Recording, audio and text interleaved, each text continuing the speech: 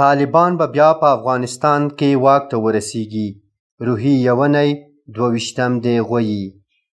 د امریکا متحدو ايالتو دفاع پخواني وزير رابرټ ګیټس وايي چې چېرې اوس مهال امريکايان له افغانستانه ووځي نو شونتيا شته چې طالبان به بیا واک ته ورسیږي.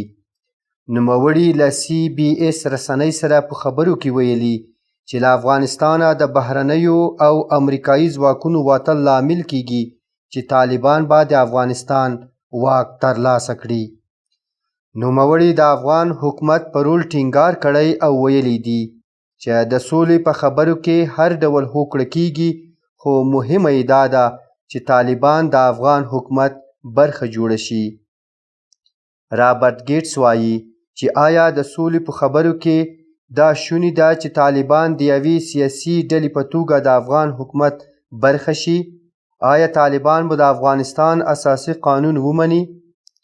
دغه پخواني پوځي امریکایي چارواکي په داسې وخت کې په افغانستان کې د طالبانو د بیا تسلط خبرې کړي چې تازه په دوحه کې د زلمي خلیلزاد او طالبانو سیاسي استازو ناسته پای ته ورسېده.